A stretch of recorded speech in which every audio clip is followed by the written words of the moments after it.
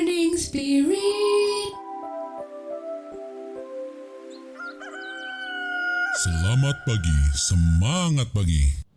Shalom Bapak Ibu dan saudara-saudariku yang dikasih oleh Tuhan Yesus, bertemu kembali di dalam Morning Spirit. Pagi ini kita akan belajar firman Tuhan dengan tema hidup bagi Kristus, hidup yang dikendalikan Kristus. Hidup harus dikendalikan oleh suatu tujuan, karena hidup tanpa tujuan adalah hanya suatu gerakan melangkah tanpa arti. Dalam Filipi 1 ayat 20-21 firman Tuhan berkata, sebab yang sangat kurindukan dan kuharapkan ialah bahwa aku dalam segala hal tidak beroleh malu, melainkan seperti sedia kala demikian pula sekarang Kristus dengan nyata dimuliakan dalam tubuhku, baik oleh hidupku maupun oleh matiku. Karena bagiku hidup adalah Kristus dan mati adalah keuntungan. Hidup Rasul Paulus dikendalikan dan diarahkan oleh kerinduannya untuk memuliakan Tuhan, baik dalam hidupnya, baik dalam tubuhnya saudara, maupun dalam matinya. Karena bagi Paulus hidup adalah Kristus dan mati adalah keuntungan. Dan kemudian dalam Filipi 3 ayat 13 dan 14 firman Tuhan berkata, saudara-saudaraku, kata Rasul Paulus, aku sendiri tidak menganggap bahwa aku telah menangkapnya, tetapi inilah yang kulakukan.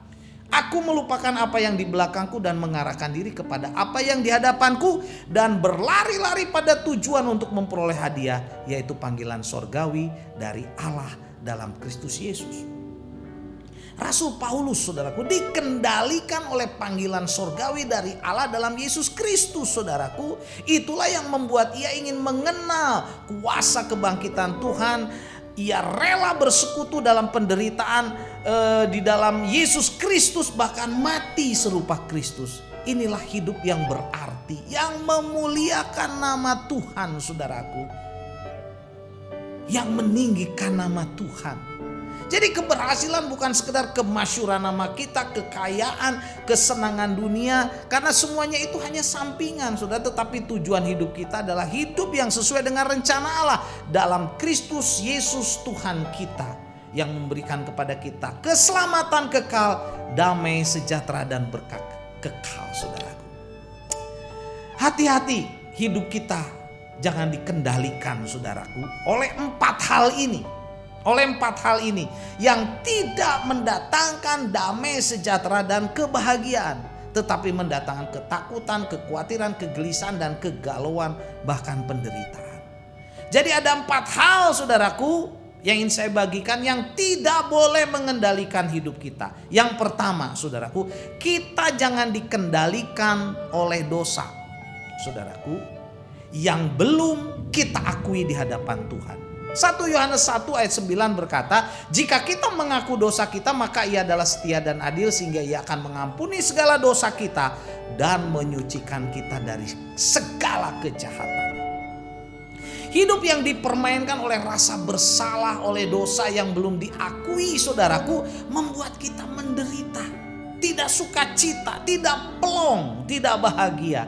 Karena itu marilah kita belajar untuk rendah hati, terbuka. Kalau ada dosa-dosa, akui saudaraku, minta ampun dan bertobatlah saudaraku. Kita tinggalkan dosa supaya hidup kita dipenuhi damai sejahtera, kelegaan dan kebahagiaan.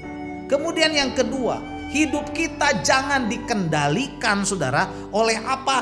Kepahitan, kebencian, kemarahan, pertikaian dan fitnah. Dalam Efesus 4 ayat 31 firman Tuhan berkata, segala kepahitan, kegeraman, kemarahan, pertikaian dan fitnah hendaklah dibuang dari antaramu. Demikian pula segala kejahatan. Saudara, mereka yang hidupnya dikendalikan oleh kepahitan, saudara mungkin pernah disakiti, kemarahan, pertikaian, saudara, perkelahian mungkin, saudara, permusuhan, fitnah, hidupnya tidak bahagia. Jadi saudara, kita jangan dikendalikan oleh itu semua, supaya hidup kita dipenuhi damai sejahtera. Amin ya. Dan yang ketiga saudara, hidup kita jangan dikendalikan oleh perasaan takut dan khawatir. 1 Yohanes 4 ayat 18 berkata, di dalam kasih tidak ada ketakutan. Kasih yang sempurna melenyapkan ketakutan. Sebab ketakutan mengandung hukuman, dan barang siapa takut, ia tidak sempurna di dalam kasih. 1 Petrus 5 ayat 7, serahkanlah segala kekhawatiranmu kepadanya karena ia yang memelihara kamu. Saudaraku, jadi banyak hal yang ada di dalam dunia ini bisa membuat kita takut dan khawatir. Namun jika kita hidup dikendalikan oleh ketakutan dan kekhawatiran, saudara, kita telah membangun penjara, saudaraku, bagi diri kita sendiri, bagi kehidupan kita sendiri, yang pastinya penuh dengan duka, saudara, dan penderitaan. Mari serahkan semua ketakutan kita, kekhawatiran kita kepada Allah. Apapun ketakutan kita, apapun kekhawatiran kita, supaya hidup kita bahagia. Dan yang keempat, saudara, hidup kita jangan dikendalikan oleh cinta akan uang. Ayat yang terkenal 1 Timotius 6 ayat 10 berkata, karena akar segala kejahatan ialah cinta uang, sebab oleh memburu uanglah beberapa orang telah menyimpang dari iman dan menyiksa diri dengan berbagai-bagai duka, saudaraku.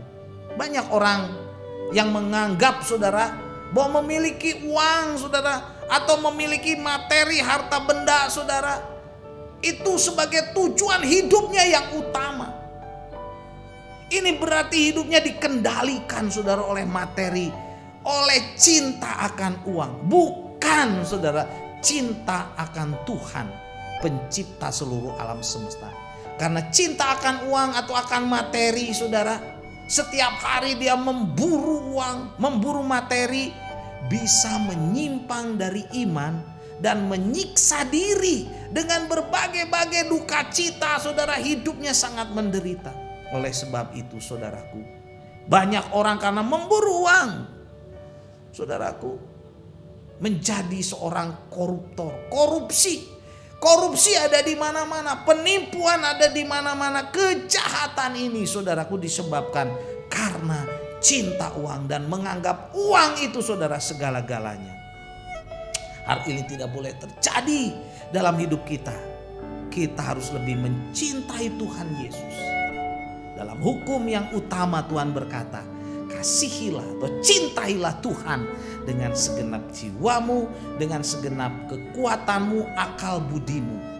Kita, saudara, jangan mencintai uang dan materi lebih daripada kita mencintai Tuhan. Cintailah Tuhan, saudara, sepenuhnya supaya hidup kita diberkati.